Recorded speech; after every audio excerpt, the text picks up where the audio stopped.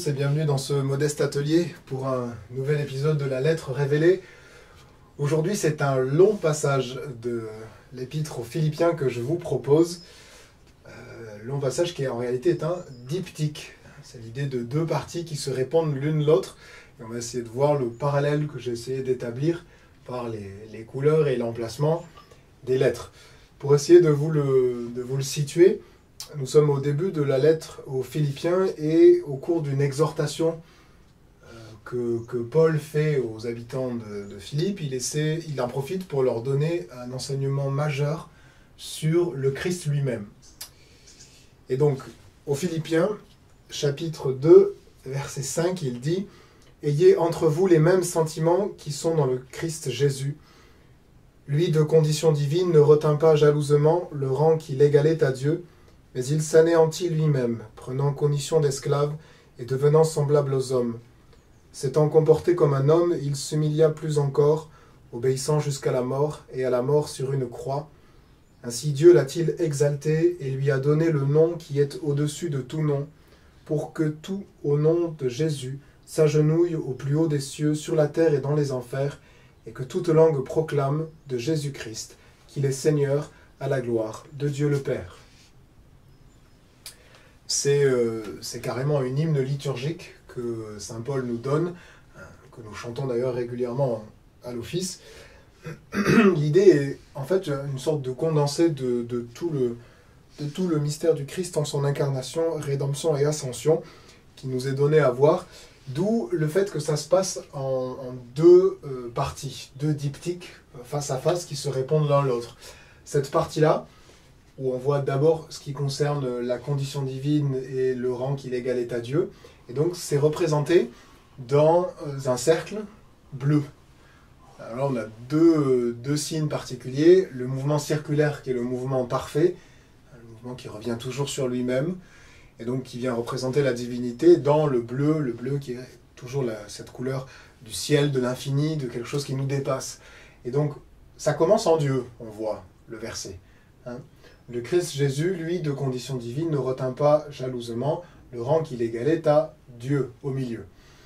Et juste après, se passe quelque chose dans le verset où on voit, tout commence par cette vision presque intra-divine, où le Christ était en Dieu, et il sort.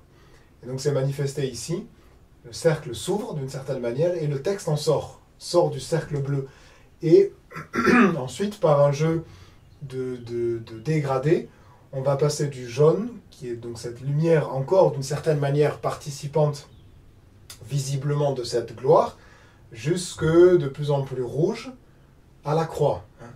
Mais s'anéantit lui-même, prenant condition d'esclave et devenant semblable aux hommes, s'étant comporté comme un homme, il s'humilia plus encore, obéissant jusqu'à la mort et à la mort sur une croix. C'est le dernier mot mis en valeur de cette première partie du diptyque. Et on voit, le texte est vu comme une sorte de descente, avec de plus en plus, on va aller vers le point culminant de cette descente, tout en bas, c'est la croix.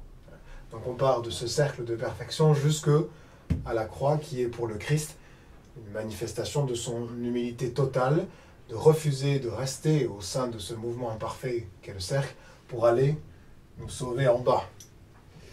Et ensuite on passe à la deuxième partie, parce que si ça s'était arrêté là, ça n'aurait pas beaucoup de sens. Mais voilà que Dieu, et on repart d'en bas en fait. On est arrivé ici et on ne repart pas d'ici. On repart d'en bas, de la condition où le Christ est descendu. On va voir ce « Aussi Dieu l'a-t-il exalté et lui a donné le nom qui est au-dessus de tout nom, pour que tout au nom de Jésus s'agenouille au ciel, sur terre et aux enfers, et que toute langue proclame que Jésus-Christ est Seigneur, à la gloire de Dieu le Père. » Et donc en fait on fait le mouvement inverse. Sur cette partie-là du diptyque on était descendu, sur cette partie-ci on remonte. Et donc on repart du rouge, et le orange arrive très vite. Là où le rouge justement arrive très tôt, donc vient manifester l'incarnation de ce côté-ci, là c'est la résurrection. Donc très très vite on arrive à la lumière de la gloire, et donc on voit qu'il y a plus de jaune. Cette partie-là est plus jaune-orangé que cette partie-là qui est tout de suite très rouge. Incarnation, passion, rédemption, ascension de ce côté-là. Avec le nom de Jésus qui apparaît puisque on y voit aussi une méditation sur l'efficacité en elle-même de ce nom-là, et donc qui ressort particulièrement. On voit du coup le parallèle qui est fait entre les deux diptyques, croix, Jésus. Et ensuite, on remonte pour revenir en Dieu, pour reprendre ce cercle bleu, ce mouvement parfait dans cette couleur qui indique l'infinité. Et donc, en fait, ce mouvement est appelé a été longtemps médité par les pères, et déjà Saint Augustin nous proposait deux mots pour le comprendre: exitus, reditus, sortie, retour.